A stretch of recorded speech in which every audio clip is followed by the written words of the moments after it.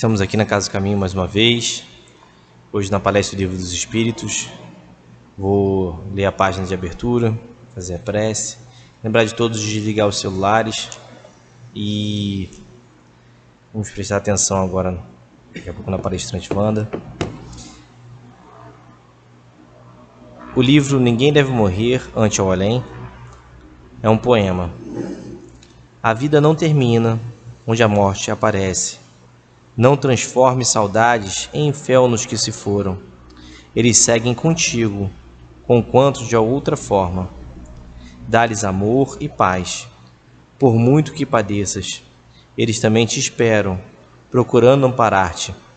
Todos estamos juntos na presença de Deus. Acalmar nosso pensamento, agradecer a Deus e a Jesus pelo dia de hoje, a Dr. Herman, a Luiz Sérgio, a tantos espíritos que amparam e protegem a Casa do Caminho. Ajude e ampara, Senhor, a todos nós, encarnados e desencarnados que aqui estamos, para que sejamos protegidos e amparados pelo Teu amor. Que possamos ouvir a palestrante Wanda da melhor maneira que conseguimos. Ampare e proteja ela nesse momento, auxilie em seus pensamentos e sua conduta, para que ela possa passar todo o estudo a que ela se preparou para fazer. Muito obrigado, Senhor. Obrigado a todos aqueles que ajudam, amparam e protegem a cada um de nós. Obrigado a Deus acima de tudo. Graças a Deus. Hoje, como a leitura foi pequena, a gente vai ler, são 2 perguntas do Livro dos Espíritos, a gente não vai ler inteiramente, mas pelo menos vai ler um pouquinho. Para muitas pessoas, o temor da morte é uma causa de perplexidade. De onde lhes vem esse temor, dado que tem diante de si um futuro ilimitado? É um erro nutrir semelhante temor, respondem os Espíritos. Mas que queres que se procuram persuadi-las quando crianças, dá que um inferno e um paraíso, e que mais certo é irem para o inferno, visto que também lhes disseram que o que está na natureza constitui pecado mortal para a alma. Sucede então que, tornadas adultas, essas pessoas, se algum juízo têm, não podem admitir tal coisa e se fazem ateias ou materialistas. São assim levadas a crer que, além da vida presente, nada mais há. Quanto aos que persistiram nas suas crenças de infância, esses temem aquele fogo eterno que os queimará sem os consumir. Na pergunta 942, Kardec começa: pessoas não haverá que achem um tanto banais esses conselhos para ser feliz na terra, que eles vejam que se consideram lugares comuns, sediças verdades, e que digam que afinal o segredo da felicidade consiste em saber cada um suportar a sua desgraça? Os Espíritos respondem: há que isso dizem em grande número, mas muitos se parecem com certos doentes, a que médicos prescrevem a dieta, desejariam curar-se sem remédio e continuando a apanhar a indigestões. Vamos seguir agora com a Wanda, para escutar a explanação dela. Muito obrigado.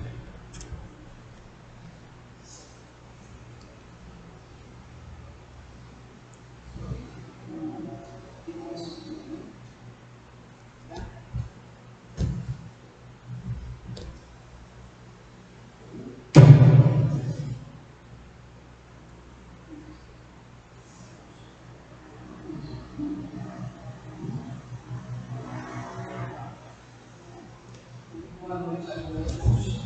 Que a paz do Mestre Jesus possa habitar os nossos corações, para que tenhamos então esse momento de reflexão, de paz, para que possamos, em cima desse tema, que é um tema desafiador para todos nós, é um tema onde nós não fomos preparados, principalmente quem está no Ocidente.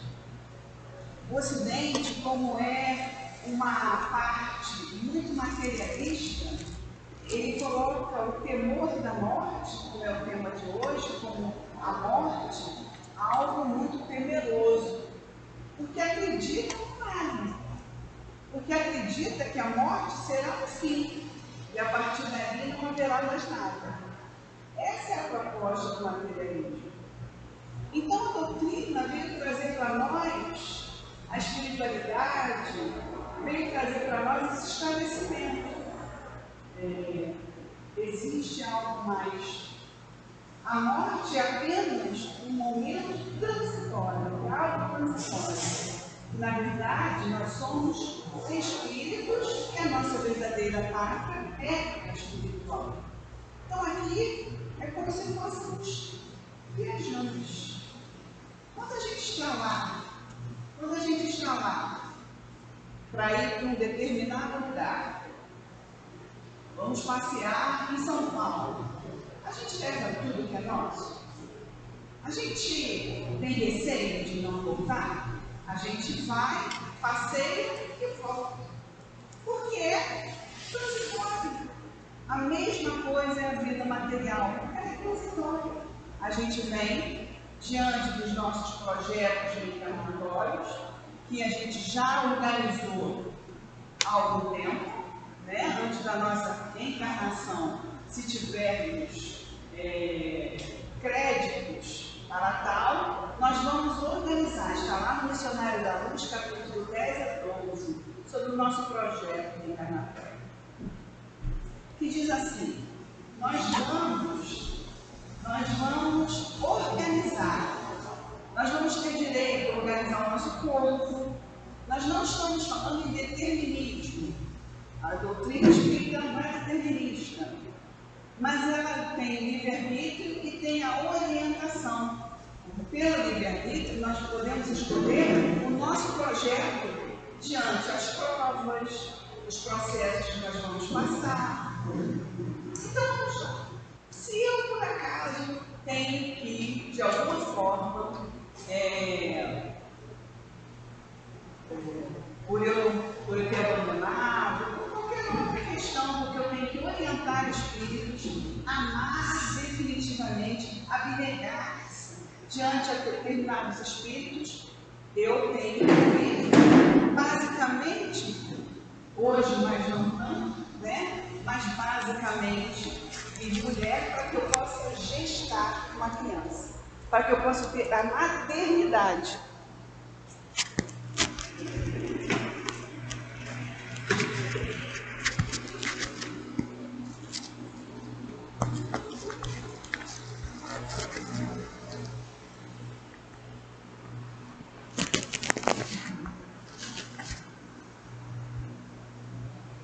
Para que eu possa ter a maternidade dessas crianças.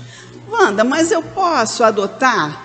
Eu posso, de uma forma... Sim, mas se eu tenho que passar pelo processo de gestação, até agora a gente não teve outra questão. Até 2026, a gestação é útero, né? Então, nós vamos optar pelo corpo feminino. Então, está lá várias questões e também podemos fazer as opções de como eu quero morrer. Em que momento eu acho melhor a minha morte? Devo morrer quando criança? Devo morrer assim que nascer? Porque eu só preciso daquele momento do choque fluídico e desencarnar?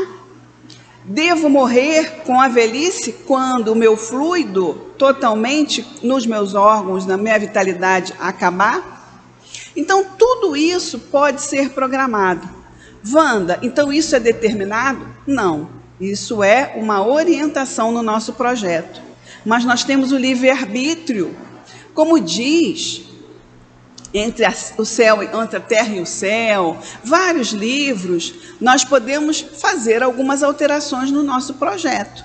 Até a forma, se nós usarmos como vícios, nós temos no Céu e Inferno, que se der tempo eu vou ler um pedacinho, sobre um espírito boêmio. Ele usou tanto vício que acabou desencarnando mais cedo, porque ele ficou preso na boemia, usou mal o seu fluido.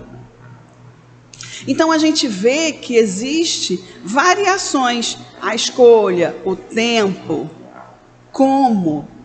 Então, a doutrina traz para nós uma enormidade de temas e de fatores e de contribuições para que a morte não seja mais um temor, mas seja para nós algo claro e que nos preparemos para ela, porque sabemos que ao reencarnar, ao dar o primeiro choro, o primeiro grito, já estamos morrendo, porque aquele momento já estamos ali trabalhando nossas células.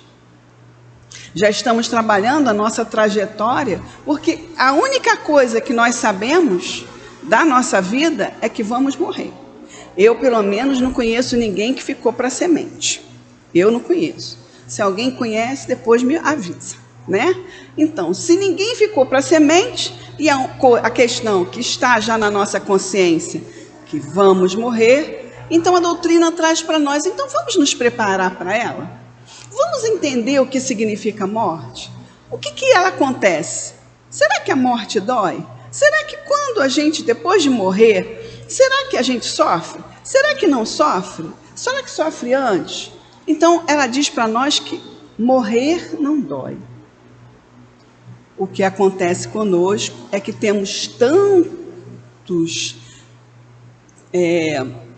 medos, nós temos tantas crenças do que vai acontecer depois, que a morte se torna um temor. Porque desde criança, a gente é colocado aquelas historinhas de não vai ali, hein? O bicho-papão vai te pegar. Não vai ali por causa do escuro. A gente começa a ficar com medo do obscuro, do desconhecido. E a morte, até então, antes da doutrina, era desconhecida. Até então, a gente escuta e vê as pessoas falando, não sei, ninguém me veio falar sobre depois da morte. Olha quantos temas a gente tem, que literatura maravilhosa a gente tem na doutrina falando sobre ela.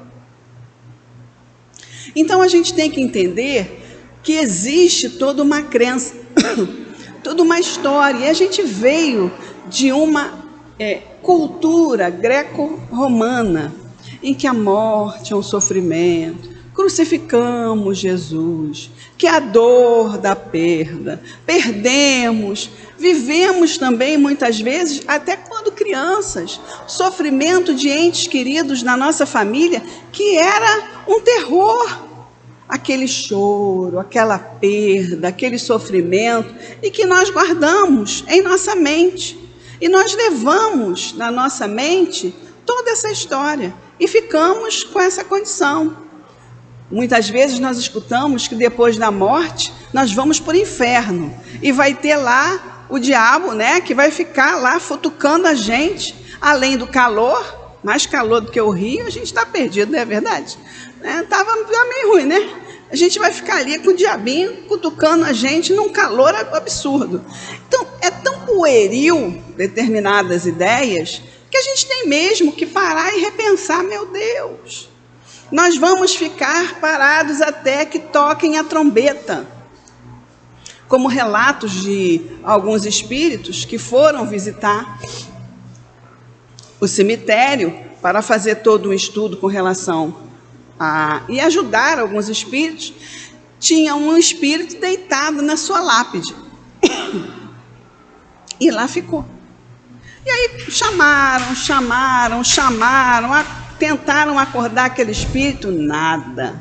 Até que um teve a intuição de que aquele espírito foi de uma determinada cultura, onde falou-se que o despertar seria através da trombeta de Jesus. Então, formou-se uma trombeta espiritual, tocou-se a trombeta e esse espírito então desperta. Então entenda, quanto mais a gente entender sobre o que vai acontecer após a morte, o que vai acontecer nesta transição, mais claro fica e menos temor nós teremos.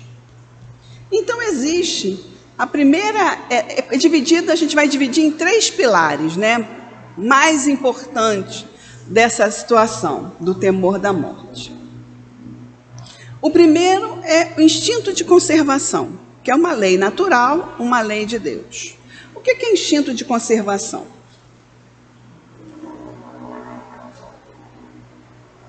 Ele é aquele instinto que vai fazer com que a gente não queira morrer. Porque se a gente não tiver esse instinto, se a gente não tiver essa lei preservada, a gente vai se jogar de um penhasco, a gente vai atravessar na frente do carro, não vou morrer, não tem problema nenhum, eu posso estar tranquila. Então a lei de conservação faz com que eu queira me alimentar.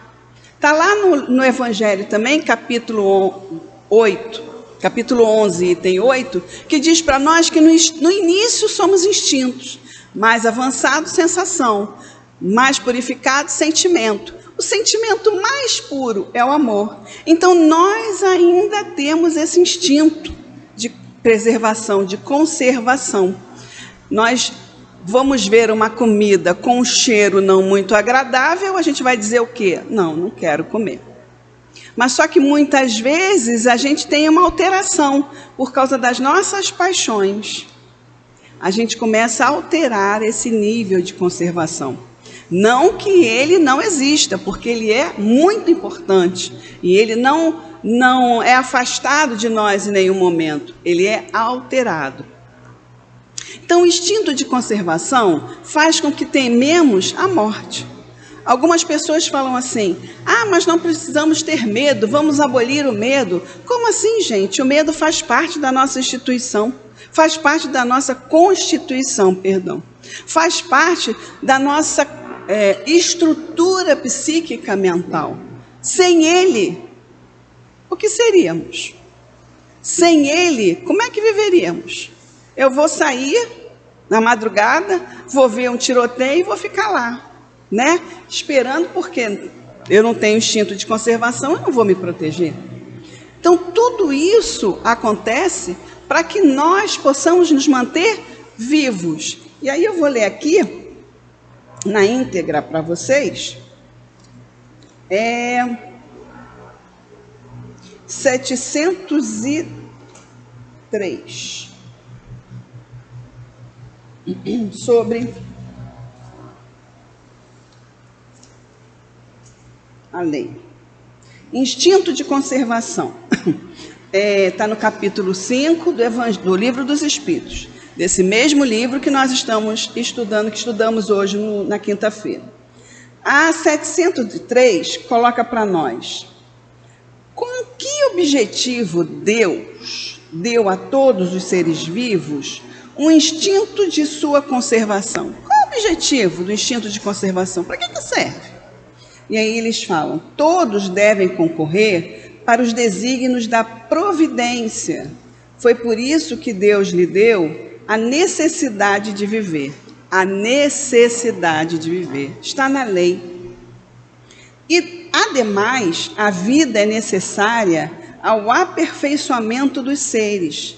Eles o sentem instintivamente, sem disso se aperceberem. Então, olha que interessante, né? O instinto de conservação é para que a gente consiga se manter, porque é da lei, para que a gente possa evoluir. Imagine se eu ficar desencarnando, mal reencarno, desencarno, porque eu não tenho essa lei e eu abuso. Não tenho medo de nada e acabo morrendo. Eu não tenho aquele período, até que eu falei no início, do projeto reencarnatório.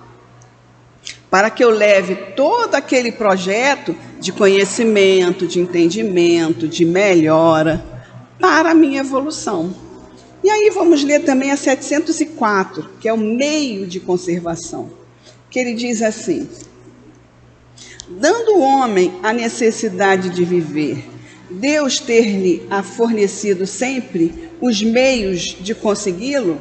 Ele fala sobre a vida, né? E a lei de conservação. Sim. E se ele não os encontra, é que não os compreende. Deus não daria ao homem a necessidade de viver sem lhe dar os meios de consegui-lo. Olha que interessante. Necessidade de viver, e deu a lei de conservação para que ele tenha o meio para conseguir se manter vivo. Por isso que fez a terra produzir o necessário a todos os seus habitantes, pois apenas o necessário é útil, o supérfluo nunca é. E aí a gente entra com a condição das paixões. As paixões excessivas, as paixões são erradas? Não. Podemos ter as paixões. As paixões excessivas, equivocadas, é que é o grande problema. Um cientista com paixão é errado? Não, de jeito nenhum.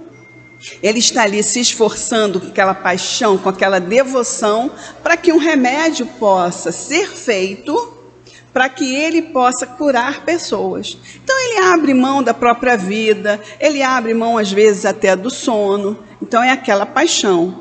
Mas os vícios também são paixões. Os vícios que nos adoecem, os vícios que nos causam dependência. Essas paixões sim são prejudiciais.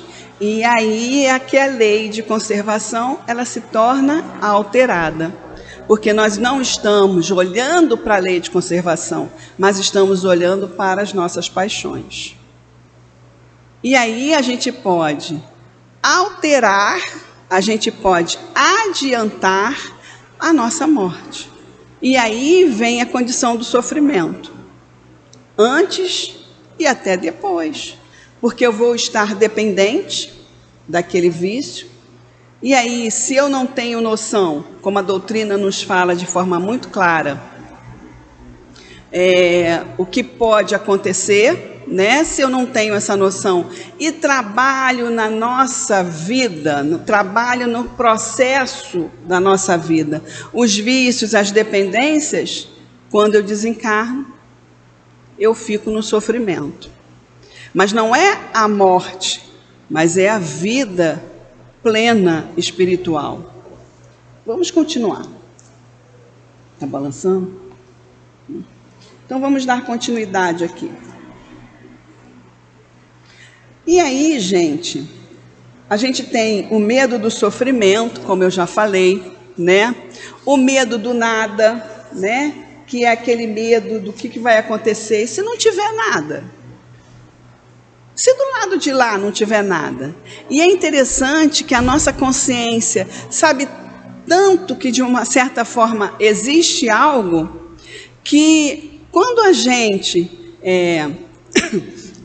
envelhece, a gente fica com uma consciência, fica com uma noção de quando éramos jovens. Às vezes a gente olha no espelho e fala, nossa, sou eu mesmo? Porque a nossa consciência tem a lembrança da vida, da nossa condição existencial, não da condição de morte, mas da condição de vida. Então, para a gente, o envelhecer é importante olharmos, é importante a gente reconhecer isso, mas a gente tem essa noção de quem fomos. A maioria dos espíritos, depois do desencarne, quando se apresentam enquanto jovens, porque é aquela memória, né? Não que a fase idosa não seja uma fase importante, muito pelo contrário, é a fase da sabedoria. Mas a nossa consciência vai buscar sempre a vida. E aí, continuando, né? E por que a gente que já morreu várias vezes, que a gente é reencarnacionista, a gente não lembra? A gente já não morreu? A gente já morreu. Então, por que não lembra? Porque a gente tem o esquecimento do passado. Deus, muito sábio e muito caridoso para conosco, Ele faz com que a gente esqueça o nosso passado. Com isso, a gente também acaba esquecendo o nosso momento de morte, as nossas mortes. Vocês imaginam que temor e que terror seríamos para nós? Lembrar de todas as nossas mortes. Lembrar de todas as situações que nós chegamos ao falecimento, à transição. Seria muito dolorido para todos nós. Então, esse esquecimento faz com que a gente não lembre esse momento. Mas a gente pode, através do momento em que a gente passa a estudar, passa a conectar-se com os nossos guias, com os nossos mentores espirituais. Eles começam a estar tão próximos de nós e começam a preparar-nos para o momento da morte. E de alguma forma, algumas pessoas têm noção clara daquele momento. Outras sentem-se avisados que algo vai acontecer. Eu vou colocar uma situação aqui bem particular, que cabe aqui. O meu pai, ele era cardiopata e ele faleceu com um infarto do miocárdio. Ele já era cardiopata agudo, em plena pandemia. Ele estava naquele afastamento, até porque é efizema. Cardiopata não podia ficar trabalhando, né? E ele, com 80 e poucos anos, não queria parar de trabalhar. Minha mãe, inclusive, dava graças a Deus, né? Porque vai trabalhar, meu filho, né? E aí, ele ficou em casa, nós falamos, não vai mais trabalhar, você vai ficar quietinho. E aí, aquele processo todo parado, um belo dia, ele diz para minha mãe, vou no trabalho, vou na oficina. A minha mãe, você não vai, você não vai. Ele falou, hoje eu vou. Eu preciso ir lá falar alguma coisa com o Beto. O Beto era quem tinha a gerência da oficina, que ficou, inclusive, encarregado depois que ele não estava mais. Ele chegou lá, deu todas as ordens, tudo que precisava fazer, tudo direitinho. Chegou em casa, minha mãe perguntou, você quer almoçar? Meu pai falou, eu vou só tomar um banho e vou descansar. E desencarnou. Então, e o Beto, esse rapaz que estava lá, disse que ele passou todas as regras, todas as ordens. Você vai fazer assim, você vai fazer assado, o dinheiro que sair, você vai separar assim, vai separar assado. Antes dele parar, ele não tinha falado nada. Naquele dia, uma quarta-feira, 1º de julho, ele foi lá. Então ele já sabia que aquela hora, aquele dia, aquele momento, ele ia fazer o desencarne. Então houve uma preparação. Então isso, gente, é importante para nós ficarmos atentos, porque morrer é algo que vai acontecer com todos nós. Então vamos nos preparar cada vez mais para esse momento, para que não seja um sofrimento, para que não seja uma angústia, para que não seja uma angústia para a família, para que não seja angústia de quem fica. Como a gente, em alguns momentos até da infância ou até hoje, a gente vê aquele terror no momento da morte, no momento do velório, porque é uma passagem, é uma transição. E a gente sabe que existe mais do que o que a gente está vivendo, né? Então, não tem nem lógica para nós a gente não acreditar que existe uma vida após a morte. Eu vou dar 2 exemplos apenas. Um é a tartaruga. Eu não tenho nada contra a tartaruga, inclusive, muito pelo contrário. Mas ela vive 100 e poucos anos. A gente vive no máximo 90, hoje está se chegando a 100. Mas não é a maioria. A grande maioria é 80, no máximo 90. A tartaruga chega a 100. Eu não tenho nada contra a tartaruga, eu tenho certeza que a tartaruga não é filho predileto de Deus, né? Mas por que ela pode chegar ao 100 e nós não? Né? A tartaruga não reencarna? Reencarna. Só que existe toda uma complexidade diferente de nós. Ela tem um processo evolutivo diferente de nós.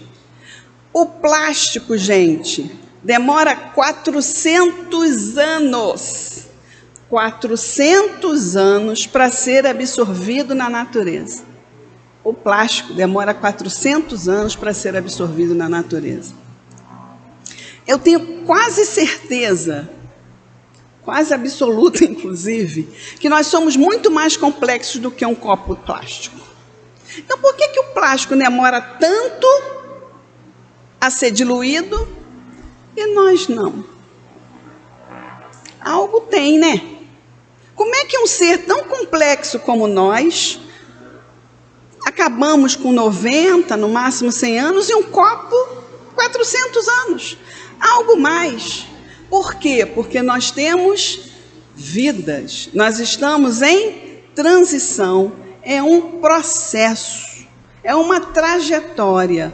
E nesse momento nós estamos em viagem, estamos aqui viajando como Wanda, como Maria, como José, enfim.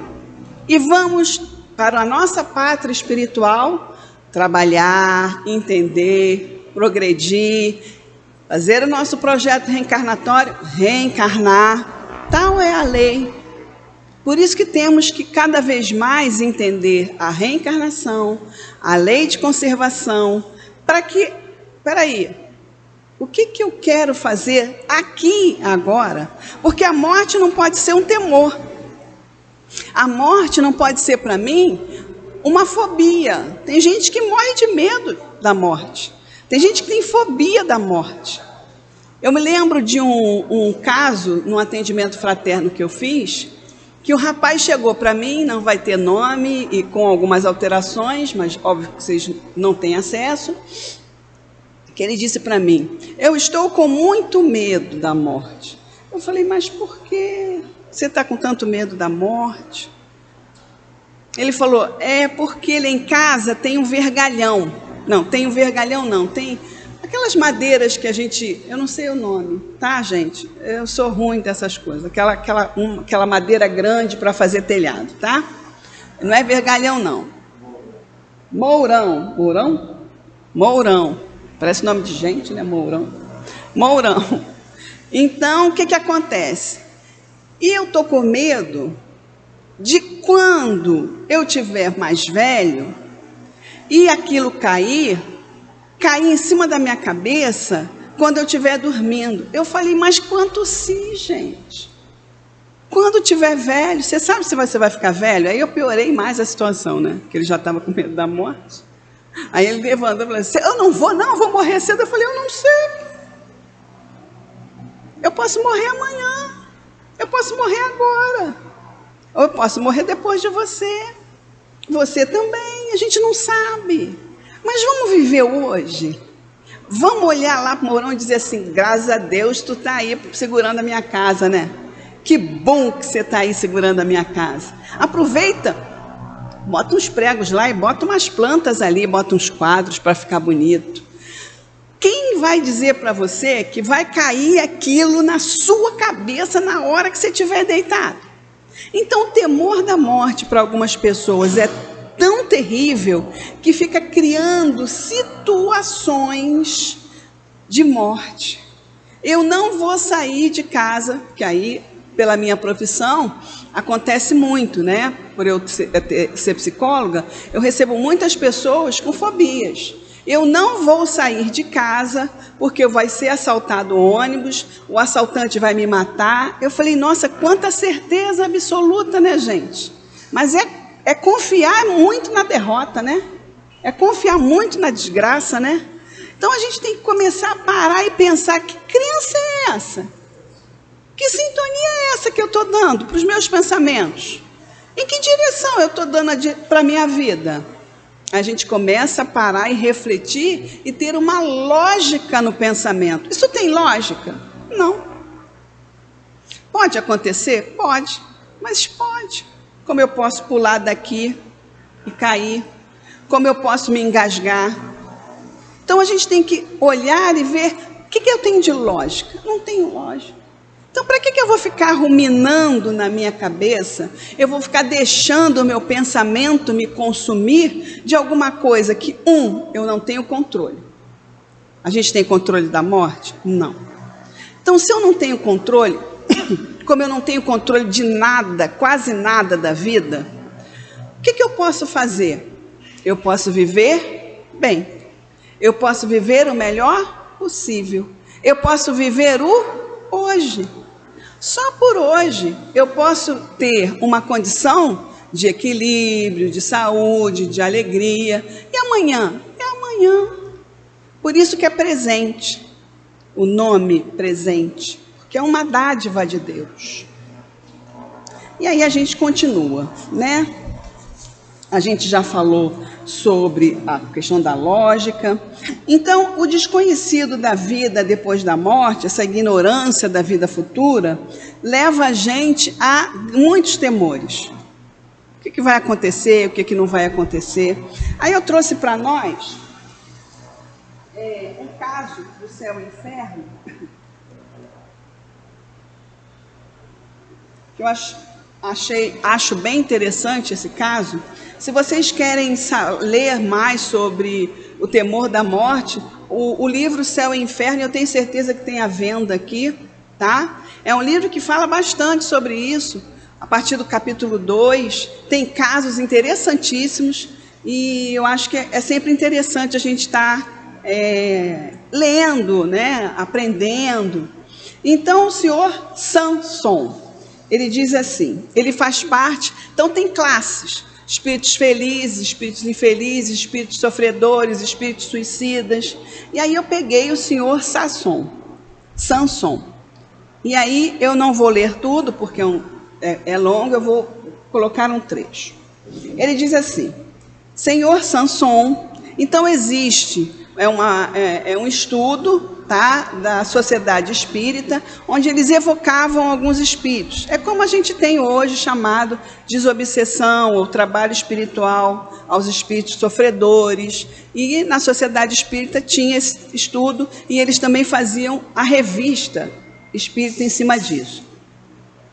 E aí diz assim, senhor Samson, antigo membro da Sociedade Espírita de Paris, ele faleceu no dia 21 de abril de 1862, após um ano de cruéis sofrimentos. Prevendo seu fim, dirigiu ao presidente da sociedade uma carta com a seguinte passagem: em caso de surpresa pela separação entre minha alma e meu corpo, tenho a honra de vos recordar uma súplica que já vos fiz há cerca de um ano. Trata-se de evocar-te meu espírito o mais rápido possível, e o número de vezes que julgardes conveniente, a fim de que, membro bastante inútil da nossa sociedade durante minha presença na Terra, eu possa, além túmulo, servir-lhes para alguma coisa. E aí, então, deixada a carta, desencarna, e aí começa... Dia 23 de abril de 1862, a primeira evocação. Venho ao nosso chamado para cumprir minha promessa. Evocar o espírito e ele responde, né? Venho cumprir a minha promessa. Meu querido senhor Samson, com prazer cumprimos um dever, o de evocar o mais rápido possível após a vossa morte, como era do vosso desejo. Então, como ele pediu, eles evocaram. Evocar é chamar, né, por aquele espírito para que ele esteja presente àquela sociedade, aquele grupo de médiuns. E aí diz assim, é uma graça especial de Deus que permite ao meu espírito, é a resposta do Samson, pode se comunicar, e eu vos agradeço a boa vontade, mas sou fraco e tremo. Vamos lembrar que ele sofreu durante algum tempo com sofrimentos de dores terríveis, né? Sofrias, tanto que podemos, penso eu, perguntar, como estás passando agora? Ainda sentes vossas dores? Que sensações experimentais comparando vossa situação presente com a de 2 dias atrás? E ele responde, minha situação é bem feliz, porque nada mais sinto das minhas antigas dores. Estou restabelecido e restaurado como novo, como dizeis entre vós. A passagem da vida terrestre para a vida dos espíritos, primeiro foi incompreensível para mim, porque algumas vezes ficamos vários dias sem recuperar nossa lucidez. Mas antes de morrer, fiz uma prece a Deus para lhes pedir que eu pudesse falar aqueles que amo, e Deus atendeu-me. Então é aquilo que eu falei para vocês. Olha a importância de estar conectado, de estar em prece com nossos guias, mentores espirituais. Ele já tinha essa sensação, essa percepção da sua morte. Tanto que ele deixou a carta, ele estava em sofrimento, né, das suas dores, adoecido. E ele então fez todo um processo para que, conhecedor da vida após a morte, da vida espiritual, que a vida continua. Então, quantos processos ele já tinha angariado diante do conhecimento e da prática mesmo. Mesmo ele se sentindo inútil, mas já trabalhava. Olha que interessante, né? Então, ao fim de quanto tempo, perguntaram a ele, recuperastes a lucidez de vossas ideias? Ele responde, ao fim de 8 horas.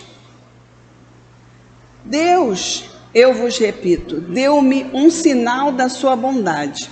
Julgou-me bastante digno, e eu jamais poderei agradecer-lhes o suficiente. Estás bem certo de não pertencer mais a este mundo, como o verificastes? Eles estavam querendo ter certeza se ele sabia que tinha desencarnado, né?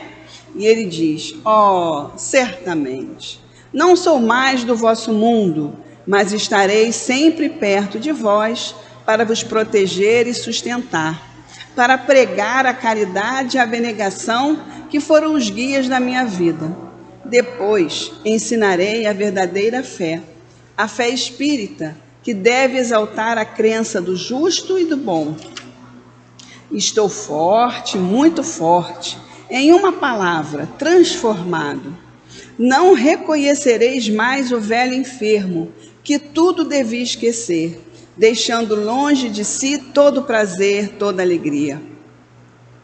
Eu sou o espírito, minha pátria é o espaço, meu futuro é Deus, que resplandece imensamente.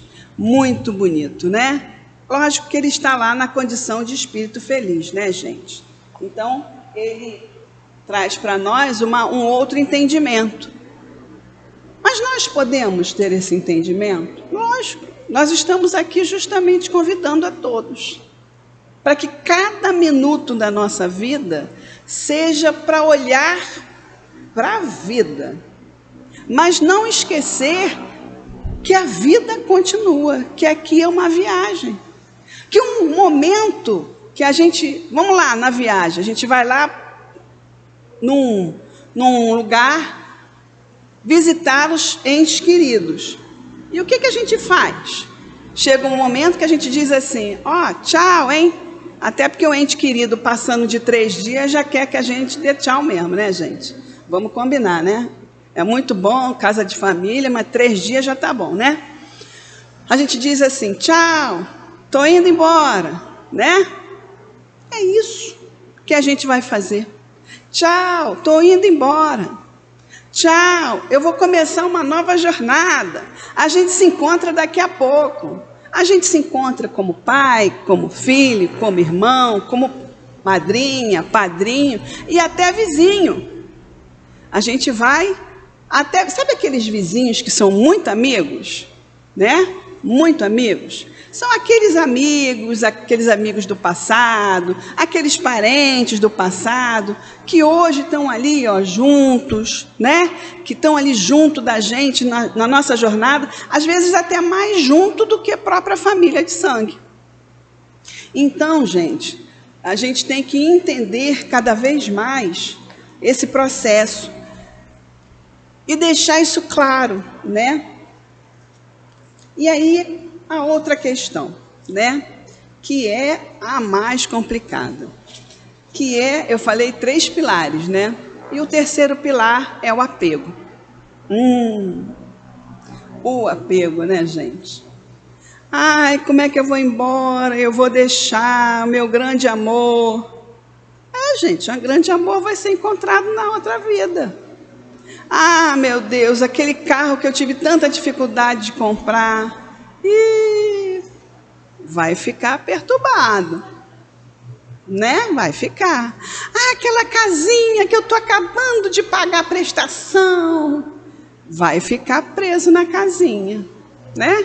Quantos espíritos no trabalho assistencial, espíritos sofredores, estão lá 400 anos, 500 anos, a casa já nem existe, e eles estão lá falando: ah, tomaram a minha casa, tem que tirar eles daqui, porque eles tomaram a minha casa, a casa já nem existe mais. Já não tem, quando a gente fala, nós estamos em 2000 e pouco, que isso, você está mentindo para mim? A sua família já não mora mais lá. Não é nada disso. Por quê? Porque é o apego. E aí, o que acontece? Desencarna? Desencarna. Vai morrer? Vai morrer. Tem jeito, né? Lamento ser eu avisar para vocês. Vocês vão morrer, eu também, né? A gente vai morrer. E aí? Vai ficar pegadinho? Vai virar obsessor de parceiro e parceira? Quando a gente está juntinho, encarnado, é meu grande amor. Quando desencarna e fica agarrado, é meu grande obsessor. Então, a gente tem que aprender que desencarnou, partiu. Desencarnou, deu tchau. Eu tenho uma amiga que ela é muito engraçada, que ela diz assim para mim: eu ando com o endereço, ela é de uma outra casa espírita, né? Que eu também frequento, que é a casa de Leon Denis. Eu ando com um endereço daqui da casa na bolsa ou no bolso. Porque quando eu desencarnar, eu vou pegar aquele endereço, vou ler o endereço e vou partir. Eu falei: mas você precisa de endereço escrito, meu Deus? O que é isso, Pai de misericórdia? A gente pode fazer mentalmente aquele caminho. Desencarnou, alguém passou por você e não te viu. Eu estou aqui, eu falo: oi, nada. Alô, nada. Como vai? Nada. Você já começa a ficar estranho, né? Você chega em casa, e aí, família? Família não me vê. Eu já vou começar a dizer: deu ruim, ou deu bom, né? Deu bom, né? Que agora eu estou indo para a minha pátria. Eu vou ficar ali sofrendo? Vou nada. O que eu vou fazer? Partiu.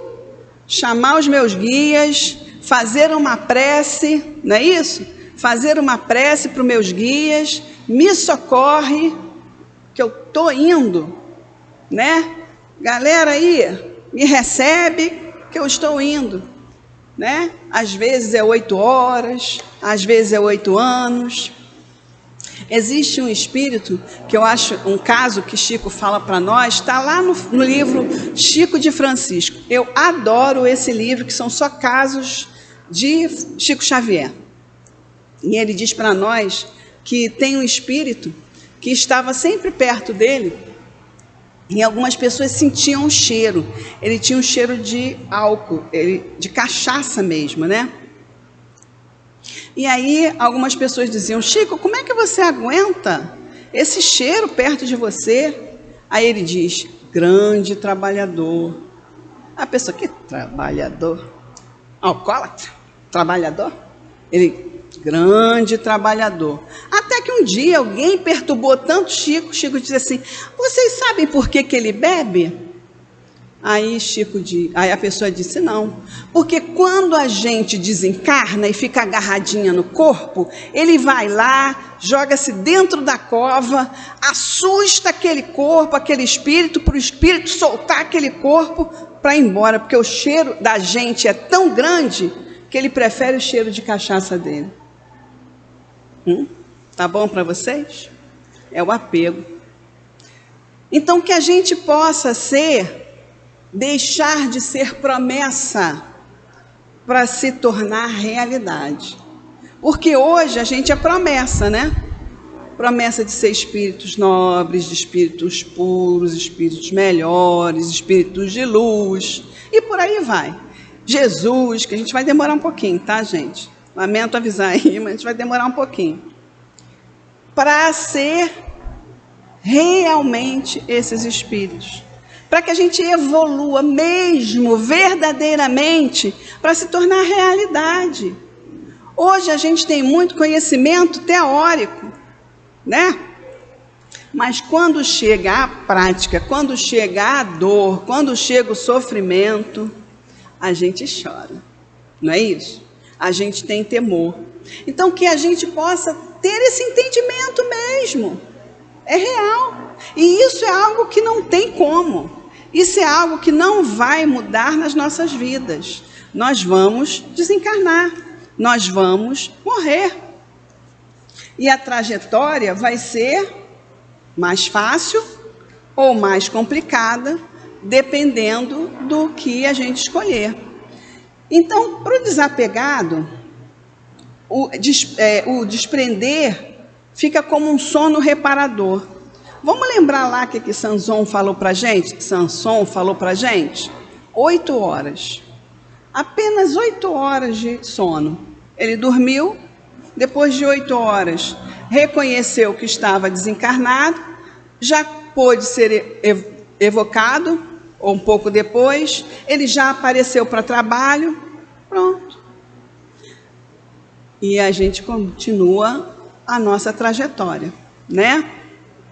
Agora, para os apegados, há uma luta para manter os despojos orgânicos. Aí a Joana fala para nós sobre a angústia desse espírito, sobre a obsessão desse espírito, né? E aí, eu gostaria de ler na íntegra, né, para vocês, o que Joana traz para nós, que eu acho que é sempre importante ler na íntegra. Que ela diz assim: o medo da morte, que se encontra íncito no ser, consciente ou inconsciente, como mecanismo de preservação da existência física, à medida que lhe ocorre o amadurecimento psicológico, cede lugar à consciência da vida. O medo da morte pode ter origem na infância, como eu coloquei, quando mal informada. A criança experimenta pavor ante o desaparecimento de seres queridos, por consequência da sua própria desintegração. Não absorvido esse temor, mais tarde se transforma em desequilíbrio, que gera perturbação e transtorna o comportamento do indivíduo. E aí ela fala aqui, está no livro Despertar do Espírito, quem quiser também, dá uma olhadinha. E aí ela fala aqui sobre várias fobias que podem acontecer, né? Como eu falei algumas aqui. Pânico, fobias específicas, fobias generalizadas, ao pensar naquele momento da morte, ao pensar que a morte pode acontecer, ao pensar que eu vou deixar algum objeto, aquela joia, aquele ser amado, meu filho querido. O filho querido daqui a pouco está vivendo a vida dele, está seguindo a sua jornada. Não é isso? E está lá você não conseguindo viver porque está preso àquele espírito. Então, cada vez mais nós podemos melhorar a nossa vida. E eu acho que é importante que a gente entenda não só falar da morte. Porque a morte é apenas um minuto, um momento. Mas devemos falar da vida. Como anda a minha vida? O que eu tenho feito para mim? O que eu tenho buscado para a minha evolução? Para o meu ser? Para o meu momento encarnatório? Como eu quero viver a minha próxima etapa profissional? De vez em quando eu ando conversando com Deus. Falei, Deus, eu acho que eu quero continuar psicóloga, eu acho tão legal. Se eu puder, né? Me ajuda a estudar cada vez mais, a direcionar mais, né? Aí aparece livro, aparece congresso, aparece um monte de coisa para mim fazer, voltado cada vez mais para a psicologia espiritual, né? Envolvida. Por quê? Porque aquilo, eu estou me orientando para o meu futuro, porque eu sei que tem futuro. Eu sei que eu vou continuar. Então, o que eu estou procurando para mim? Tem aquelas situações que eu começo a ir, eu gosto tanto, eu tenho que deixar de gostar, né, gente? Eu gosto tanto. Não é que a gente vai deixar de gostar, eu tenho que me desapegar, né? Desapegar. Sabe aquela comidinha predileta? Pode ser que a gente vá para algum lugar que seja só sopinha. E aí? Só sopinha não vai dar conta? A gente é espírito. A gente já entendeu que a gente é espírito? Somos espíritos num corpo de carne. Estamos revestidos de alguma coisa chamada corpo de carne orgânico. Sabe aqueles sacos plásticos? Eu acho que todo mundo aqui já alugou uma roupa, né? Quando a gente vai em festa, que a gente compra aluga aquela roupinha, que a gente não quer ficar com aquela roupinha, não tem aquela capinha? Então, eu vejo muito corpo sendo aquela capinha, né? A gente veste aquela capinha, é o corpo. Desencarnou, tira aquela capinha e deixa para lá a capinha, né? Porque se eu ficar apegada ali ao corpo, eu vou só sofrer. Eu não quero esse espírito que tenha que chegar lá e dizer: "Oh, Wanda, sai daí que você já morreu". Eu quero como Sanzon, 8 horas. Chegar, olha aí, ninguém está me vendo. Estou chamando o povo, ninguém me vê, né? Está na hora de eu fazer meu caminho, seguir minha história. Então a gente precisa entender. Que crenças eu tenho sobre a morte? Crenças limitantes, que me fazem achar que quando eu desencarnar eu vou encontrar com o diabo, com um tridente, futucando num calor de 50 graus. Isso já deu, né, gente? A gente já sabe que isso não é verdade, ok? 2. Que ideia de sofrimento me limita a ponto de eu trazer esse sofrimento para a minha vida atual e não permitir que eu viva por medo de alguma coisa que vai ser fato. Eu vou morrer. O que eu estou buscando de entendimento e conhecimento sobre a vida futura, sobre a vida que continua, para que eu me prepare para essa próxima vida, para as próximas existências que eu vou programar e para a minha vida na condição de espírito, minha vida espiritual, do meu despertar, dos meus estudos, a quem eu quero encontrar, a quem eu quero ver, a quem eu quero matar a saudade, né? A quem de repente eu já quero planejar, que se puder vir ao meu encontro, sabe? Planejamentos. Não é sádico, é real, é o que eu quero. Eu quero uma passagem tranquila. E o que eu estou fazendo com a minha vida hoje? Que relação eu estou fazendo com as pessoas para que quando elas também desencarnem antes de mim, elas possam me encontrar, para que eu possa ter a quem encontrar, para que eu possa alguém para me receber. Será que eu estou tendo boas relações hoje, nessa encarnação? Então nós temos muitas coisas para refletir. Quantos apegos eu estou tendo? O que eu preciso verdadeiramente me desapegar? Eu estou pronto? Eu estou pronta para partir? Tudo isso, então, são reflexões que a gente traz para nós todos, né? Para que a gente comece a entender e mudar essa condição de medo da morte. E ter certeza que ela existe, que não sofre, a morte não dói, e que a gente só sofre se a gente tiver a opção de sofrer. Quanto mais esclarecido, menos sofrimento. Então é isso que eu queria passar para vocês, que vocês possam ter então um bom final de noite e obrigado pela atenção de todos.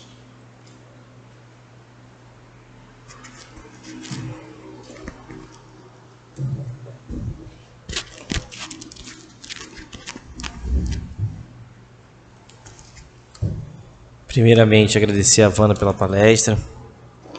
A gente vai ler o Evangelho segundo o Espiritismo, capítulo 18, coletânea de preces. São alguns itens muito longos. Fala pela prece pelos doentes e prece pelos obsidiados. Eu vou ler o prefácio de um e parte do prefácio do outro. Pelos doentes. Item 77. Prefácio. As doenças fazem parte das provas e das vicissitudes da vida terrestre. São inerentes à grosseria da nossa natureza material e à inferioridade do mundo que habitamos. As paixões, os excessos de todo gênero, deixam em nós germes malsãos, muitas vezes hereditários. Nos mundos mais avançados, física e moralmente, o organismo humano mais depurado, moralmente,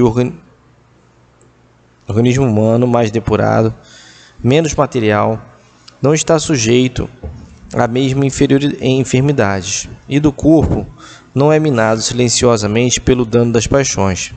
É preciso, portanto, nos resignarmos a sofrer as consequências do meio em que nossa inferioridade nos coloca, até que tenhamos mérito para mudar a situação. Isso não nos deve impedir, enquanto esperamos pela mudança, de fazer o que depende de nós para melhorar em nossa situação atual. Porém, se apesar de nossos esforços não conseguirmos fazê-lo, o Espiritismo nos ensina a suportar com resignação nossos males passageiros. Se Deus não quisesse que os sofrimentos corporais fossem amenizados ou dissipados em certos casos, Ele não teria posto os meios de curá-los à nossa disposição. Sua previdente solicitude a esse respeito, de acordo com nossos instintos de conservação, indica que nosso dever procurá-los e aplicá-los. Ao lado da medicação comum, elaborada pela ciência, o magnetismo nos faz conhecer o poder da ação fluídica, pois o Espiritismo veio nos revelar uma outra força da mediunidade curadora na influência da prece.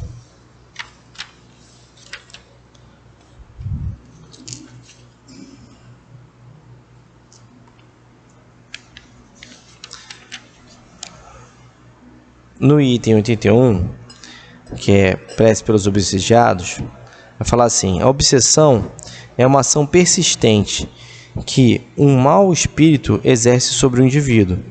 Ela apresenta características muito diferentes, desde simples influência moral, sem sinais exteriores sensíveis, até perturbação completa do organismo e das faculdades mentais. Ela faz desaparecer pouco a pouco todas as faculdades mediúnicas. Na mediunidade psicográfica, ela se traduz pela obstinação de um espírito em se manifestar com exclusão de todos os outros. Os maus espíritos existem em grande número em torno da Terra, em consequência da inferioridade moral dos seus habitantes. Sua ação maléfica faz parte dos flagelos aos quais a humanidade terrestre está exposta. A obsessão, assim como a doença e todas as tribulações da vida, devem ser consideradas como uma prova ou uma expiação, aceitas como tal. Assim como doenças são resultado das imperfeições físicas que tornam o corpo acessível às influências perniciosas e exteriores, a obsessão é sempre resultado de uma imperfeição moral que permite o acesso a um mau espírito. E a uma causa física se opõe uma força física, e uma causa moral é preciso opor-se uma causa moral. Para nos preservarmos da doença, fortificamos o corpo. Para nos garantirmos contra a obsessão, é preciso fortificar a alma. Daí a necessidade de obsidiado trabalhar pelo próprio aperfeiçoamento, o que na maioria das vezes é suficiente para libertá-lo do obsessor. Agora a gente vai se direcionar para o momento do passe, vamos manter nosso pensamento elevado e aqui vamos fazer o comentário do Evangelho.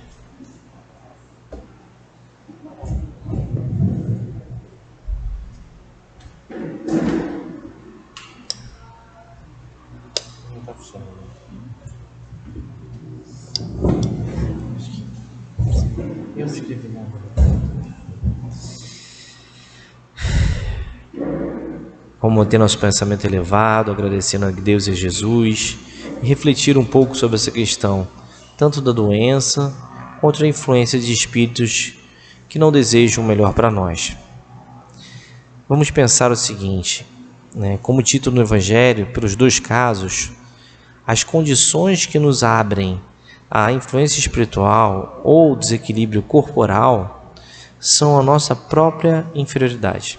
Ou seja, somos moralmente vacilantes e por vacilarmos em nossa moral, vamos agregar ou males físicos ou dificuldades espirituais. Então, qual seria o nosso objetivo primário, E nas preces que não foram lidas, isso fica bem descrito, que o objetivo primário da nossa vida deve ser a nossa evolução. Vamos seguir aqui com um passe. Vou fazer a prece. Deus Pai, Jesus, nosso divino amigo, queridos amigos espirituais, rogamos as vossas bênçãos de amor e de paz, equilíbrio e de cura para todos nós que aqui estamos. Que os bondosos amigos espirituais encontrem em nós as disposições para o bem. Que seja em teu nome, em nome dos bons espíritos, acima de tudo, em nome de Deus, para que possamos iniciar o momento do passe, que assim possa ser, graças a Deus. Então, a nossa moral é o nosso objetivo maior. A elevação espiritual é uma condição que deve nos direcionar durante a nossa encarnação. Vamos nos elevar moralmente sempre que desejarmos e seguirmos o melhor, seja na caridade, seja na procura pelo bem, seja na manutenção da prece, seja na manutenção de uma religião, de um momento para que possamos cada vez mais refletir em nosso proceder. E dentre essas diversas questões, podemos colocar aqui, como é colocado durante esse capítulo da coletânea de preces, a prece. Devemos rogar a Deus no nosso íntimo, querendo realmente a nossa elevação. Não rogar para que estejamos destituídos ou até de uma perseguição espiritual, ou de uma obsessão, ou mal físico, mas dar coragem para suportar e dar condição para que possamos seguir em frente durante essa vida física da melhor maneira possível. Resignados e amparados por essa espiritualidade, que sigamos sempre assim, pedindo e agradecendo e trabalhando para a nossa melhoria. Possamos acalmar ainda mais nosso pensamento para escutar a mensagem do plano espiritual.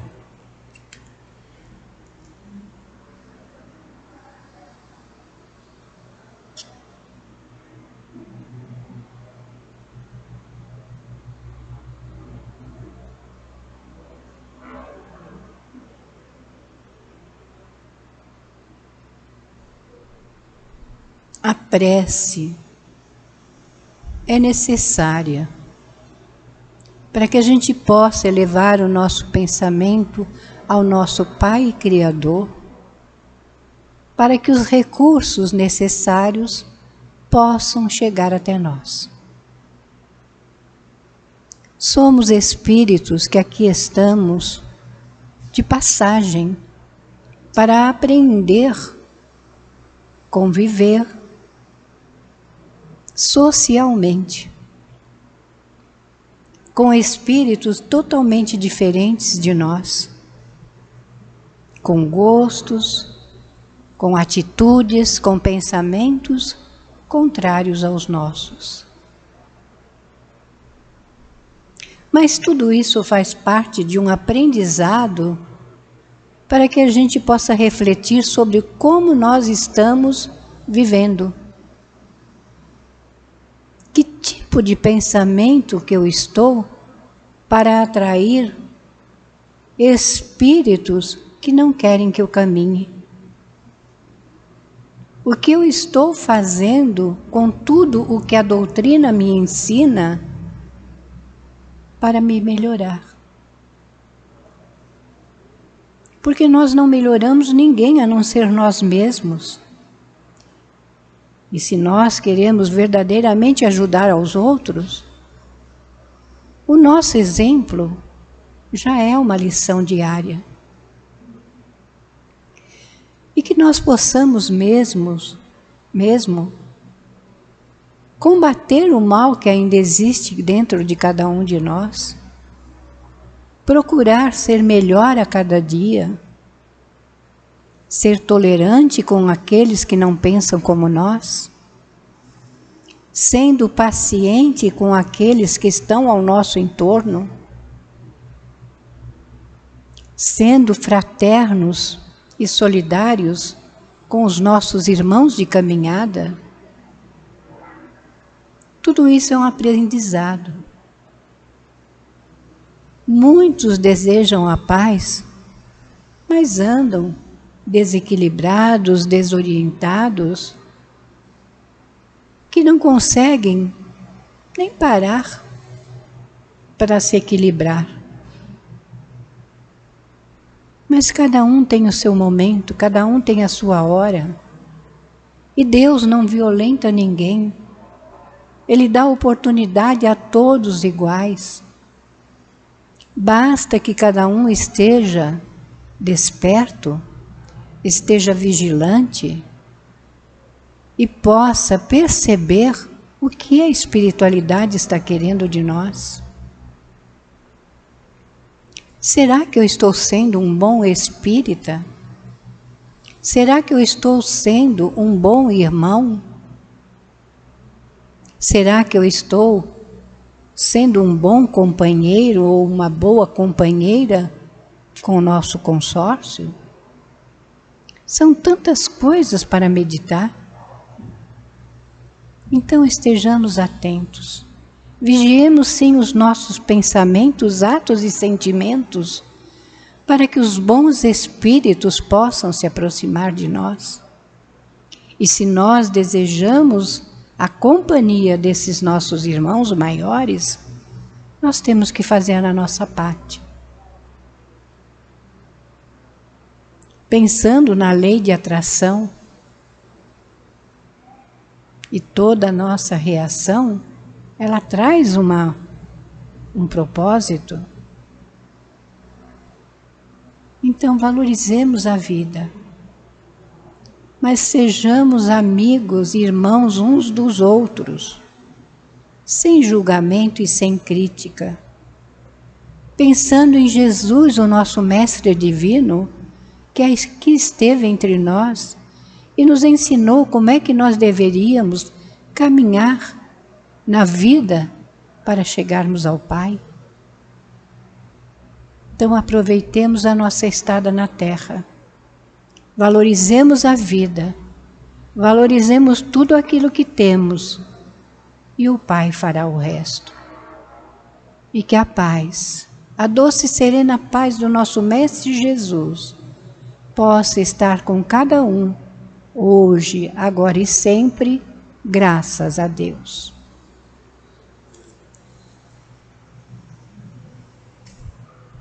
Agradecidos estamos pela mensagem do plano espiritual. Obrigado, Jesus, obrigado, Senhor, por esse momento. Auxilia e ampara a retornarmos para nossas casas, que possamos levar essa vibração. Que todos aqueles que estiveram aqui no dia de hoje possam ser amparados e protegidos pelo Teu amor, Senhor, para buscar cada vez mais a própria iluminação. Ajuda e ampara a todos nós a podermos persistir nesse caminhar. E que seja sempre em Teu nome, Senhor. Em nome de todos aqueles que ajudam, amparam e fortalecem a cada um de nós. Em nome de Deus acima de tudo. Graças a Deus.